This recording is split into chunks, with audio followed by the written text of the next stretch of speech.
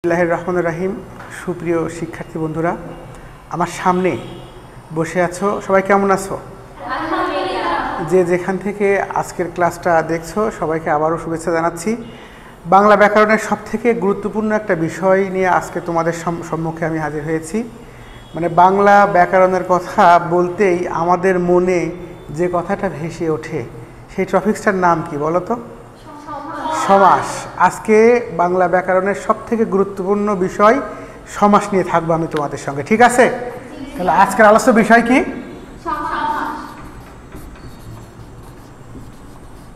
সমাস।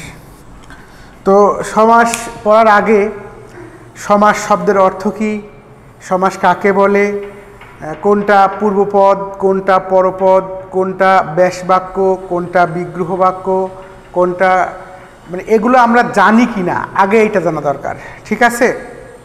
আচ্ছা, আমরা প্রথমেই জেনে আসি সমাস শব্দের অর্থ কি। তোমরা কি কেউ বলতে পারবে সমাস শব্দের অর্থ কি? সমাস শব্দের অর্থ হলো সংক্ষেপণ বা মিলন। সমাস শব্দের অর্থ কি? সংক্ষেপণ বা মিলন। সমাস শব্দের অর্থ সংক্ষেপণ বা মিলন।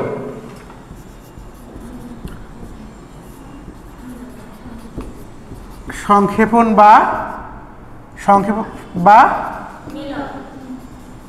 মিলন। সমাস শব্দের অর্থ হলো সংক্ষেপণ বা মিলন। এবার আমরা জানব সমাস কাকে বলে। দুই বা ততোধিক পদকে এক পদে পরিণত করাকেই সমাস বলে। দুই বা ততোধিক পদকে এক পদে পরিণত হওয়াকে কি বলে? সমাস বলে। তো এই যে আমরা বলছি দুই বা ততোধিক পদ মিলে এক পদে পরিণত হওয়ার নাম হলো সমাস। তো বন্ধুরা, আমরা দেখে আসি এই সংজ্ঞার সাথে এর যৌক্তিকতাটা কতটুকু, আসলে মিল আছে কিনা, ঠিক আছে? আচ্ছা দেখো, আমি একটা উদাহরণ লিখছি।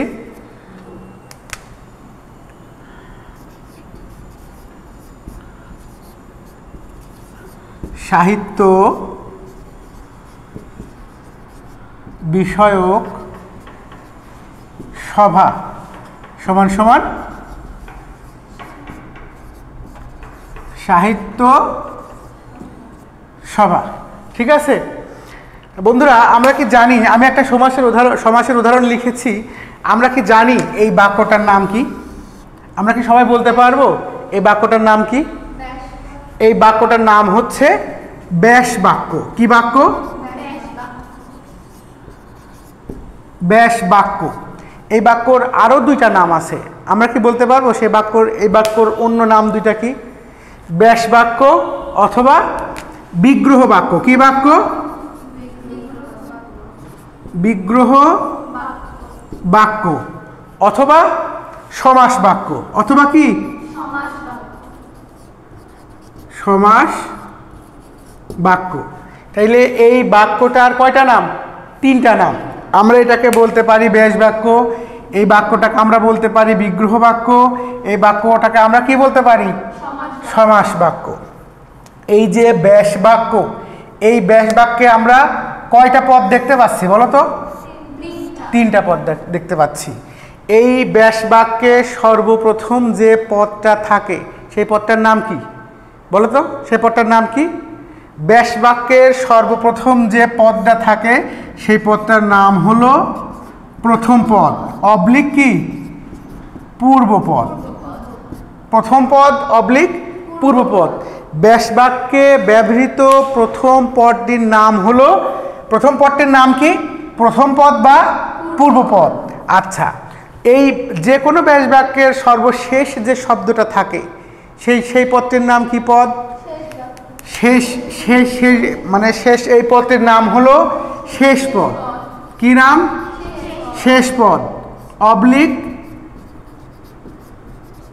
পরপদ অবলিক কি উত্তর পদ।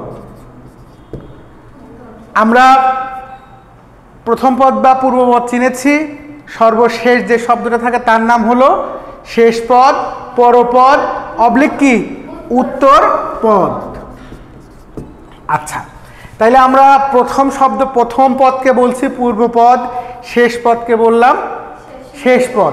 তাইলে মাঝখানে যে এক বা একাধিক যে পদগুলো থাকে সেই পদটার নাম কি? মধ্যপদ। এই পদটার নাম কি? মধ্যপদ। তাহলে বন্ধুরা আমরা দেখছি ব্যাস বাক্যে ব্যবহৃত সর্বপ্রথম যে পদটা থাকে সেই পদটার নাম হলো পূর্বপদ বা প্রথম পদ। ব্যাস বাক্যে মাঝখানে যে পদটি বা পদগুলো থাকে তার নাম হচ্ছে মধ্যপদ, এবং ব্যাস বাক্যের শেষে যে পদটা থাকে সেই পদটির নাম হলো শেষ পদ, পরপদ অথবা উত্তরপদ। কি পদ? উত্তরপদ। তাইলে আমরা যদি এখন বলি যে এই বাক্যটার নাম কি বাক্য? টোটাল বাক্যটার নাম কি? ব্যাস বাক্য।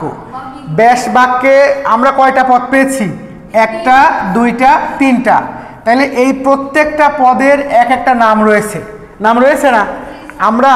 আমরা বলতে পারি যে ব্যাস বাক্যে ব্যবহৃত প্রত্যেকটা পদই এক একটা সমসমান পদ। তার মানে এই সাহিত্যও একটা সমসমান পদ, বিষয়ও একটা সমসমান পদ এবং স্বভাব একটা সমসমান পদ। এই তিনটা পদকে আমরা একত্রে কি বলতে পারি? সমসমান পদ। কোন পদ? সমসমান পদ। অর্থাৎ ব্যাস বাক্যে ব্যবহৃত প্রত্যেকটা পদই এক একটা কি পদ? সমসমান পদ। আমরা প্রথমে বলছি এইটা পূর্বপদ, এটা মধ্যপদ এবং এটা শেষ পদ। শুধু মানে যতগুলো ব্যাস বাক্যে যতগুলো পদ থাকবে আমরা মনে রাখবো প্রত্যেকটা পদই এক একটা কি পদ? সমসমান পদ। তাহলে বন্ধুরা আমরা কিন্তু পূর্বপদ পেয়েছি, মধ্যপদ পেয়েছি, শেষ পদ পেয়েছি এবং টোটাল ব্যাস বাক্যের অনেকগুলো নামও জেনেছি। কি নাম বলো তো? ব্যাস বাক্য, বিগ্রহ বাক্য, সমাস বাক্য। আচ্ছা, এছাড়াও প্রত্যেকটা পদকে এক একটা কি পদ বলা হয়? সমসমান পদ। তাইলে এই পদটার নামটা কি? এই পদটার নাম কি? এই পদটার নাম কি? এই পদটার নাম কি? এই যে সর্বশেষ যে পদটা সম্পূর্ণ হলো ব্যাস বাক্যকে ভেঙে আমরা বলেছিলাম যে ব্যাস বাক্যে দুই বা ততোধিক পদকে এক পদে পরিণত করে, তার নাম হচ্ছে সমাস। দেখো এখানে পদ কিন্তু এক, দুই, তিনটা পদকে ভেঙে এক পদে পরিণত করার নাম হচ্ছে কি? সমাস। এই সমাস নিষ্পন্ন বাক্যটির নাম কি? সমস্ত পদ। এই পদটার নাম কি? সমস্ত পদ। তাহলে এই বাক্যটার নাম, এই পদটার নাম কি? সমস্ত পদ। সমাস নিষ্পন্ন পদটির নাম কি পদ? সমস্ত পদ। সমাস নিষ্পন্ন পদটির নাম কি? আমরা সংজ্ঞাতে বলেছিলাম যে দুই বা ততোধিক পদকে ভেঙে একটা পদে পরিণত করার নাম কি? সমাস। তাইলে দেখেন এইটা একটা পদ, এইটা একটা পদ, এইটা একটা পদ, দুইয়ের অধিক পদ, দুই বা ততোধিক পদকে এক পদে পরিণত করেছি, সেই জনের নাম কি? সেই জনের নাম হচ্ছে সমাস। ঠিক আছে বন্ধুরা? তো তাইলে আমরা কি এখন বলতে পারবো কোনটা পূর্বপদ, কোনটা মধ্যপদ, কোনটা পরপদ, কোনটা ব্যাস বাক্য, বিগ্রহ বাক্য, সমাস বাক্য, কোনটা সমস্ত পদ? আচ্ছা, যদি আমাদের সমাস নির্ণয়ের এই কৌশলটা তোমাদের ভালো লাগে অবশ্যই বেশি বেশি করে লাইক, কমেন্ট এবং শেয়ার দিয়ে অন্যকে দেখার ব্যবস্থা করে দিও। সবাইকে ধন্যবাদ।